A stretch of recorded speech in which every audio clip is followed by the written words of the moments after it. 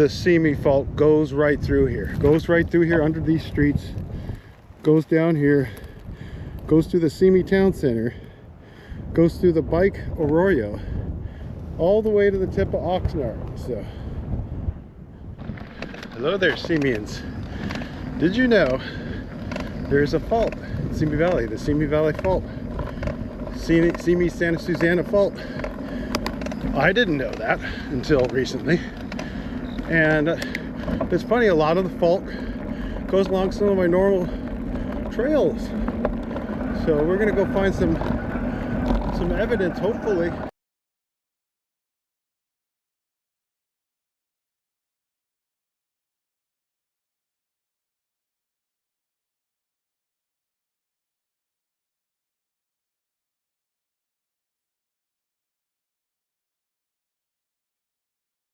Hey folks, sorry about the wind, but this is right around the fault area where it goes through here, Tapo and Yosemite, and you see that almost looks like a trail, but it's not a trail or an easement.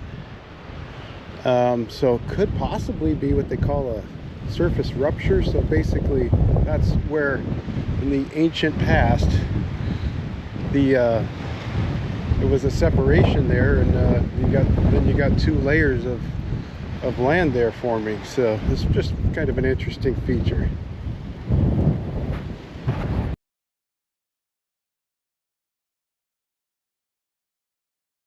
The Simi fault goes right through here. Goes right through here under these streets. Goes down here. Goes through the Simi town center. Goes through the bike Arroyo. All the way to the tip of Oxnard. So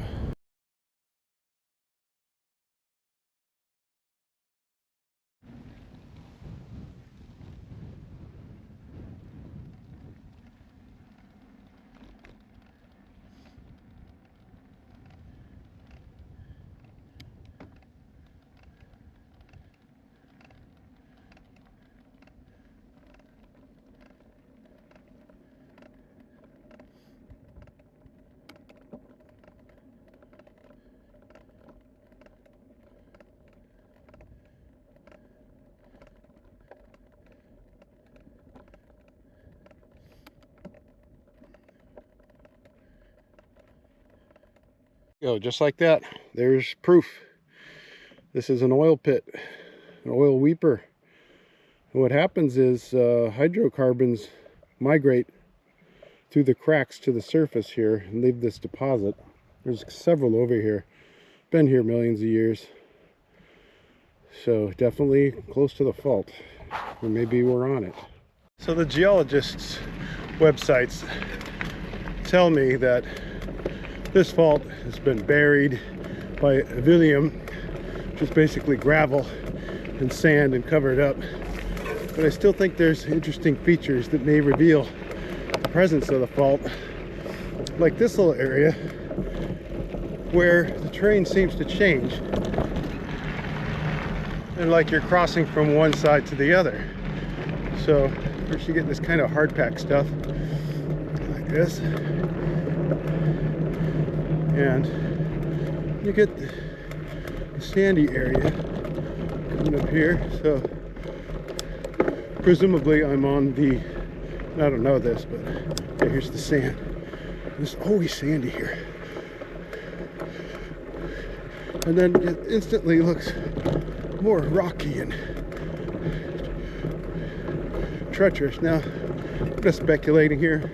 There's a good chance the fault is not here, but it is an interesting feature that this terrain changes a bit, and then there's sand. So just covering all the bases.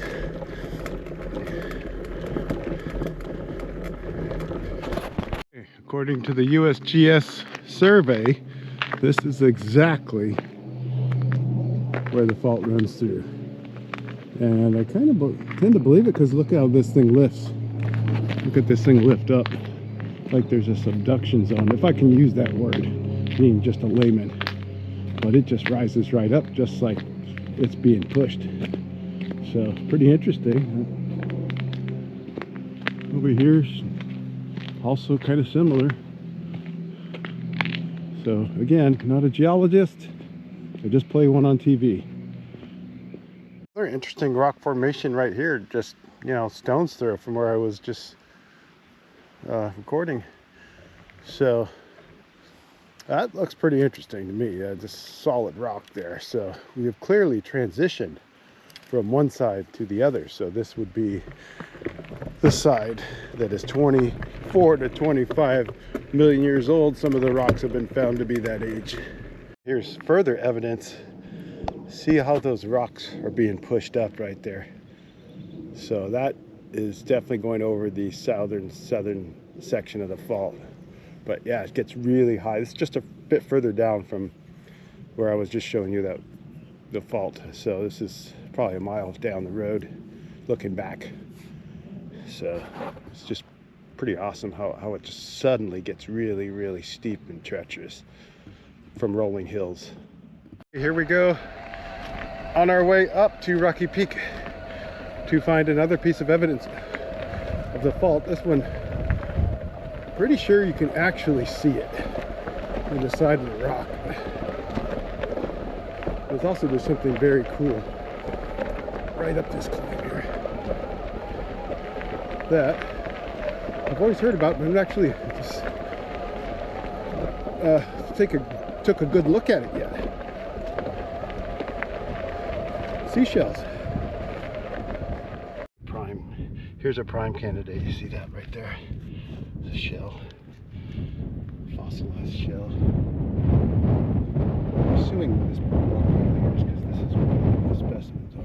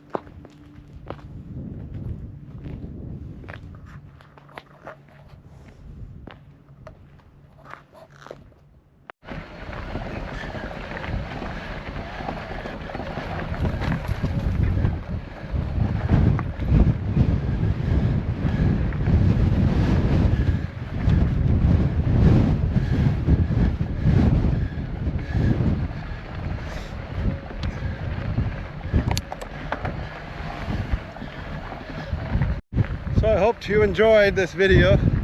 I'm no geologist, but man, I gotta say I learned a lot doing this video, and I wish I was eloquent enough to express all the scientific stuff in a better way, but that just ain't me. And there's another topic I'd like to talk about, because I'm sure you know this part of this filming here. I'm riding the e-bike because I finally am able to ride it again, because when I was trying to film the stagecoach segment for the Ghosts and Legends ride down Stagecoach Trail, something happened. The bike stopped working. Sorry about the wind.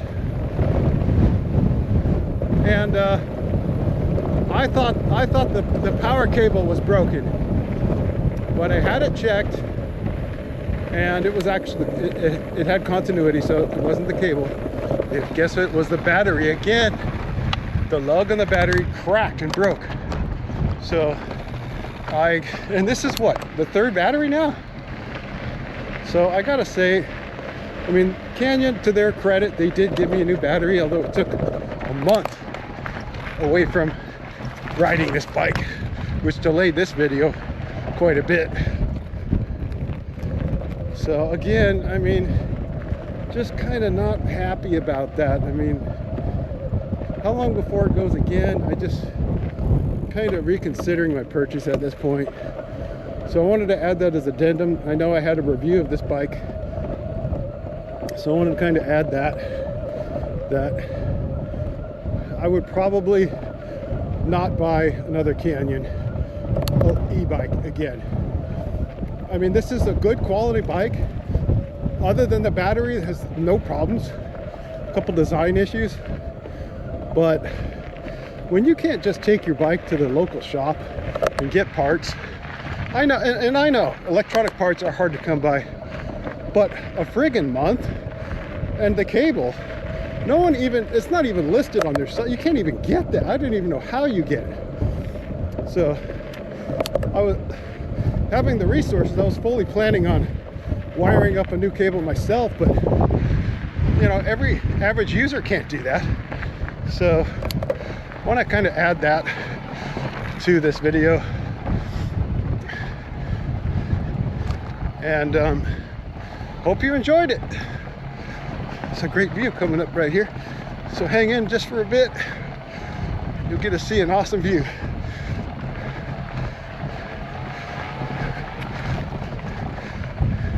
Yes, here we are.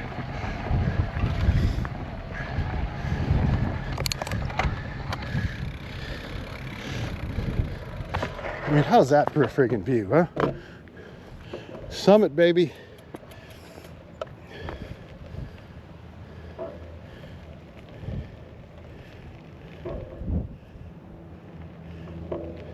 All right, be well, people.